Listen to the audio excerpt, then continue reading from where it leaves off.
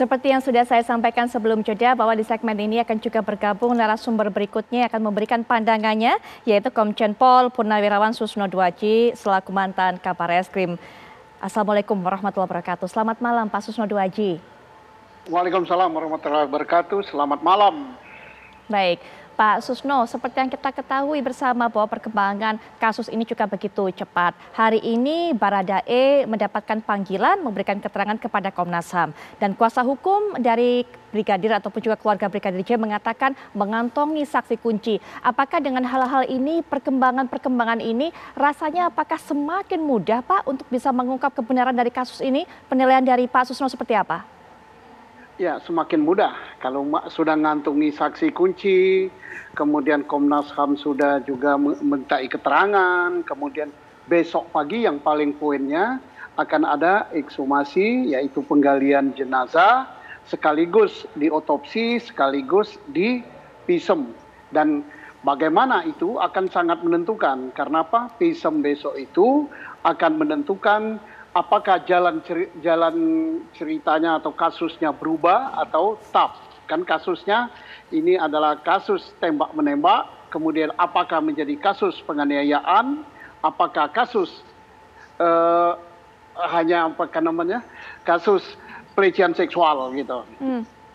Berarti salah satu Jadi akan berubah nanti tergantung hasil pemeriksaan besok. Berarti salah satu kunci terpenting adalah pelaksanaan otopsi ulang Rabu pagi esok, Pak Susno ya. Saya masih ingat Pak Susno juga sempat mengatakan bahwa ini mah kasus kecil, bahwa bahkan level polsek saja kalau saya tidak salah mendengar pada saat itu begitu. Kata Pak Susno bisa kok menyelesaikannya, tapi Pak ini cukup berlarut-larut loh Pak kalau kita melihat perkembangannya. Bahkan harus turun pihak-pihak yang kita anggap juga, kita harapkan juga bisa independen untuk bisa mengungkap kebenaran kasus ini Pak.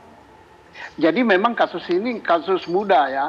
Nggak perlu turun sampai Menko Polhukam, Presiden, mulai dari Kapolri, terus Presiden Ketua G20 gitu turun. Nah ini kenapa? Saya katakan berkali-kali TKP-nya jelas, yang meninggal jelas, yang mengaku tanda petik menembak jelas, barang bukti senjatanya juga jelas, handphone jelas, CCTV walaupun mati juga jelas.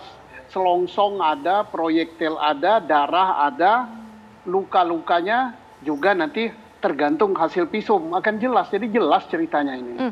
Semuanya jelas, tapi sampai berlarut-larut seperti ini Pak, bahkan juga mendapatkan sorotan dari masyarakat, Presiden sampai juga meminta atau memberikan instruksi khusus. Apakah gara-gara tadi yang dikatakan oleh Pak Susno adalah mengaku dalam tanda kutip Pak? Apakah karena itu? Ya bisa jadi karena itu, karena ada karena ada hambatan psikologis ya. Karena ini terjadi di rumah jenderal, kemudian di situ jenderalnya ada, di situ ibu juga ada, istrinya juga disebutkan juga ajudan, disebutkan juga ada supir dan mereka polisi semua di rumah dinas polisi. Nah ini yang menjadi bisa menjadi hambatan psikologis gitu. Nah, tetapi semua ini akan terjawab manakala ada kejujuran dan moral. Gitu. Itu selesai dan. Baik, ada kejujuran dan moral, Pak. Selain tadi mementingkan atau menjadikan hasil otopsi ulang ini sebagai poin utama, berharap pada kejujuran dan moral begitu sebagai mantan Kabar Eskrim. Dari kacamata Pak Susno, apa kemudian yang harus dilakukan sehingga kemudian ini bisa terkuak lebih gampang lagi, lebih gamblang lagi? Yang harus dilakukan, saya yakin tim yang akan melakukan ekshumasi dan melakukan otopsi serta membuat visum besok itu adalah tim yang benar-benar independen.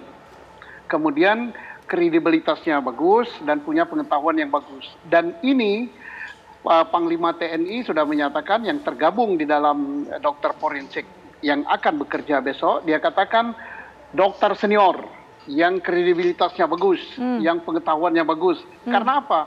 Karena gali mayat besok itu akan sangat menentukan jalannya penyidikan ini bisa berubah 180 derajat.